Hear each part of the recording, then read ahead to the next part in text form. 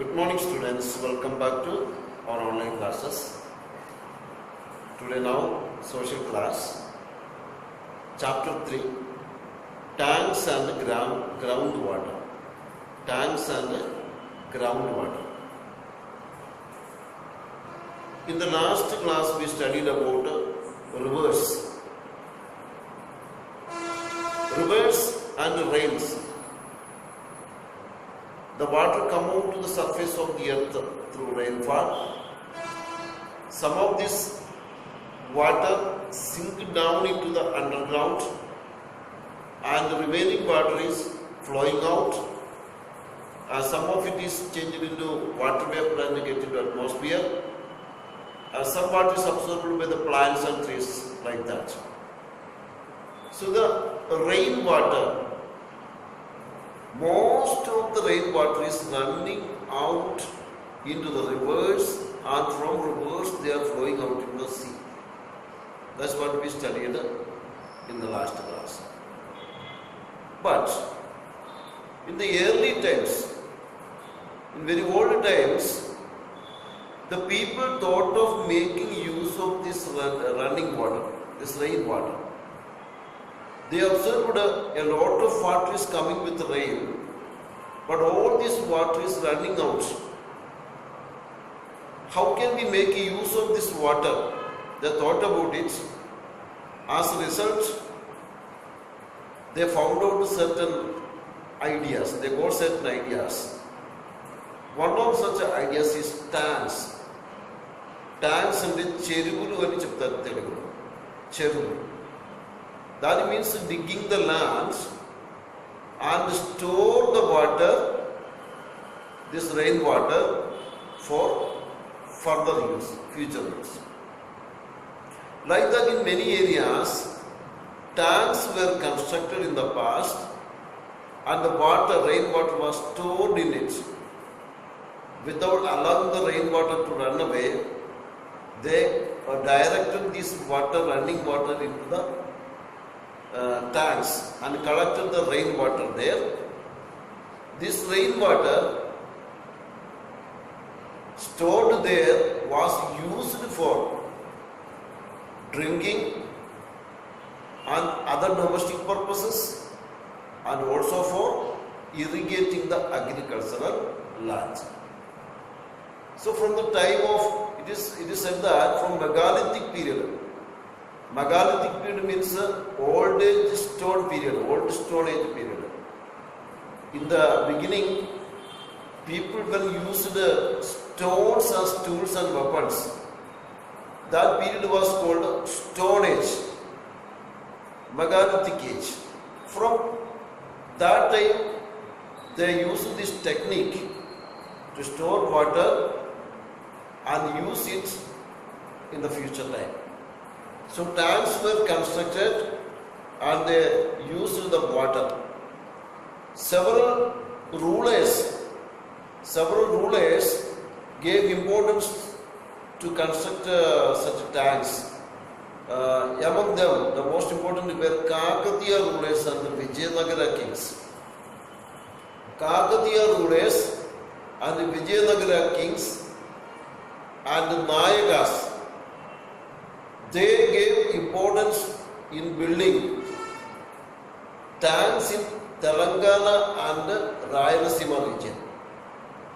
That means they were in search of a technique to store water and make use of it, and they developed this idea of storing water in tanks, Mr. Rulu. So which rulers? Kakatiya and Vijayanagara kings and Nayakas. They constructed tanks in where? Telangana and Rayalaseema region. These tanks are now also present. We can see these tanks in these regions. How were the tanks built? What is the technique of building tanks? Tanks are built by building a strong wall of stones and mud across a small stream. A strong wall is constructed across a small stream stream is running water, and across this stream a small bund is created, small wall is created. Here, look in the picture here. In the picture you can see both sides hilly areas, means highlands, and in the open side they made a bund. They made a strong wall of mud and stone.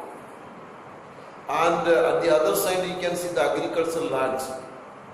And the left side you can see the water stored there. And from this stored water, they take the water into agricultural field for agriculture and all. This is a technique of constructing tanks. So already we found sometimes kings made the tanks, sometimes the military leaders, Nayakas are military leaders, they gave importance to construction of tanks because in those days the payment for Nayakas were in the form of agricultural land. So they wanted to develop agriculture so that they constructed tanks. Again, in some area, village people,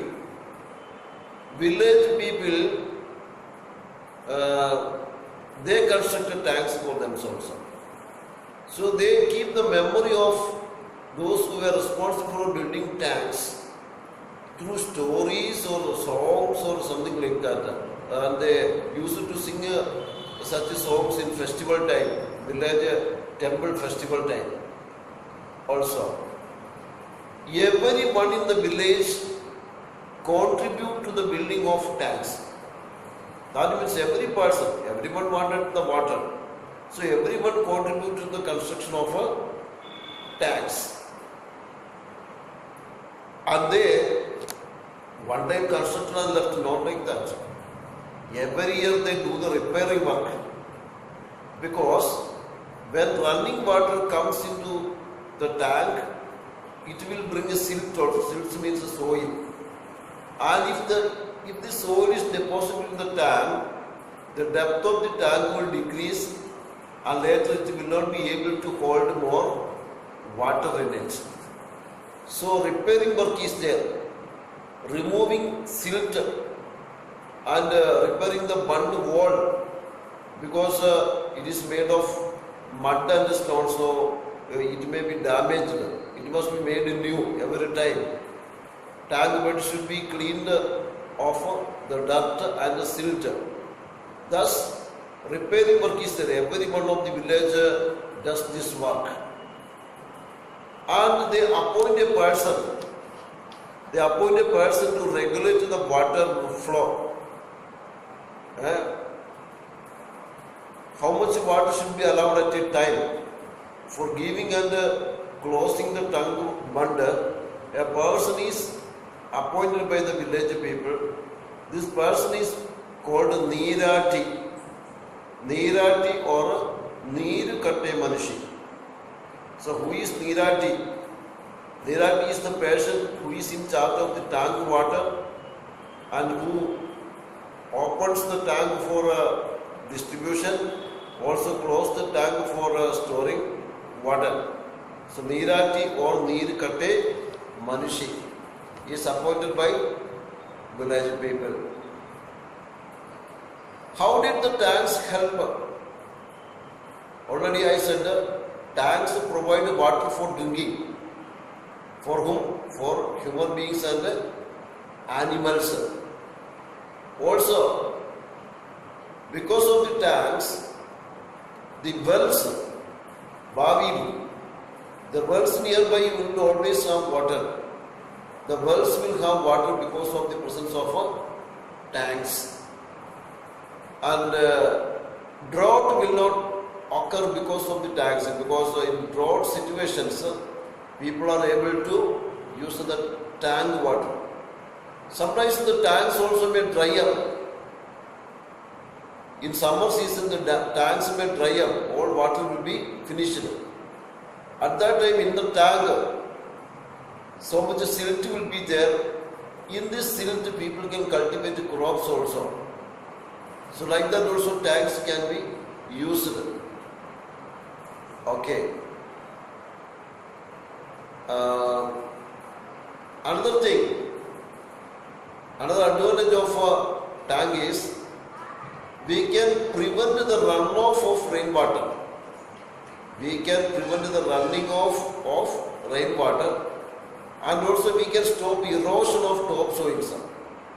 The topsoil is carried away by the running water, but if the tank is there, this soil will be deposited in the tank, and thus we can keep the soil from losing. Okay. And this soil, later, this silt can be removed from the tank and will be applied in the agriculture field also. This is very fertile soil.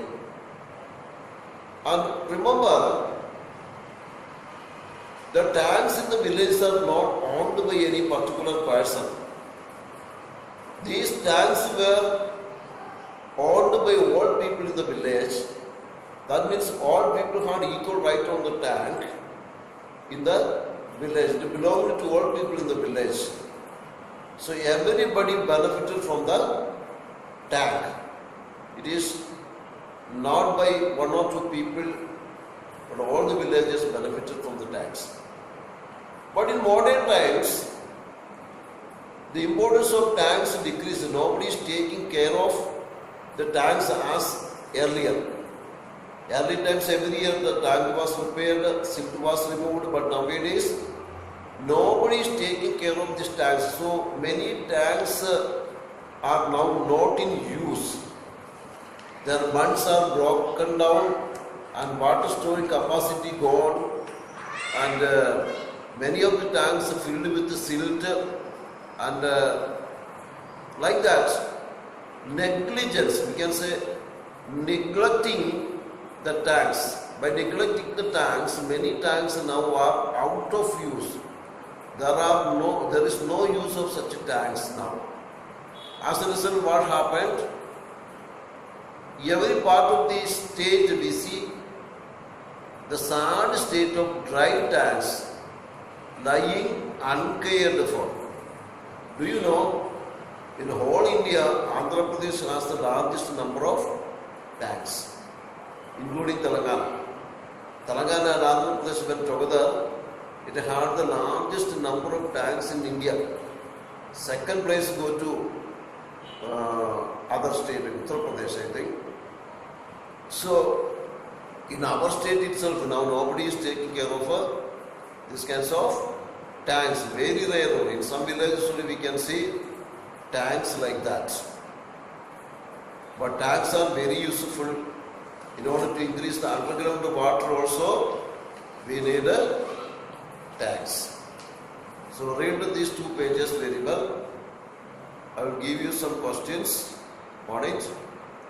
Answer these questions also. Also, if there is any tank in your village, you must visit the tank